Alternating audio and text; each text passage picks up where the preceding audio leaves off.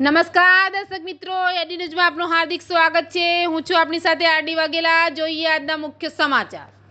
અંકલેશ્વરની RTI ખાતે કૌશલ્ય દીક્ષાંત સમારોહ યોજાયો।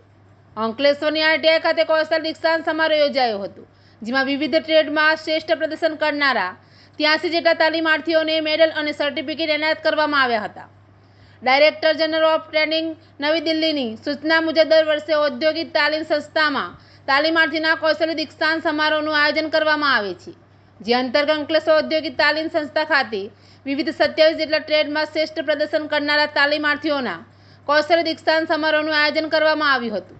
આ સમારોહમાં અંકલેશ્વર ઉદ્યોગ મંડળના ગ્રીન બેલ્ટ કમિટીના ચેરમેન ભૂપેન્દ્ર પટેલ, રાલિસ ઇન્ડિયા કંપનીના હેડ ગૌરાંગ ઉપાધ્યાય, પદ્માવતી સોલ્ટના એમડી લલિત ધોકા, ફોર્સોક કેમિકલ કંપનીના એચઆર સમીર મહેતા અને આરટીઆઈના પ્રિન્સિપાલ જેબી મિસ્ત્રી ઉપસ્થિત રહ્યા હતા અને તેઓના હસ્તે દીપ પ્રાગટ્ય દ્વારા આ દીક્ષાંત સમારોહનું પ્રારંભ કરવામાં આવ્યું હતું। ત્યારબાદ આરટીઆઈના વિવિધ 27 જેટલા ટ્રેડમાં ઉત્કૃષ્ટ પ્રદર્શન કરનાર 83 જેટલા તાલીમાર્થીઓની ઉપસ્થિતિમાં મહાનુભાવોના હસ્તે મેડલ અને સર્ટિફિકેટ એનાયત કરવામાં આવ્યા હતા। આ સમારોહમાં આરટીઆઈના શિક્ષકો અને તાલીમાર્થી વિદ્યાર્થીઓ ઉપસ્થિત રહ્યા હતા। એડી ન્યૂઝ સાથે રિપોર્ટ જયેશ પ્રજાપતિ, અંકલેશ્વર।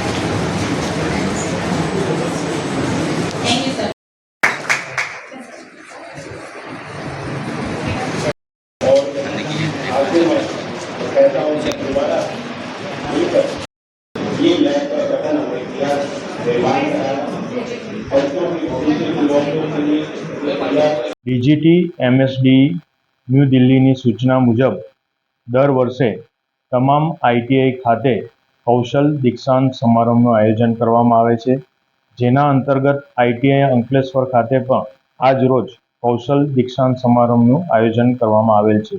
આ કાર્યક્રમમાં આઈટીઆઈ ખાતે વિવિધ 27 જેટલા ટ્રેડમાં ઉત્તીર્ણ થનાર અને ઉત્કૃષ્ટ પ્રદર્શન જેમણે કરેલું છે એવા તમામ તાલીમાર્થીઓ કે જેની સંખ્યા લગભગ 83 જેટલી થાય છે, એમને આજ રોજ મેડલ અને સર્ટિફિકેટ એનાયત કરવામાં આવે છે।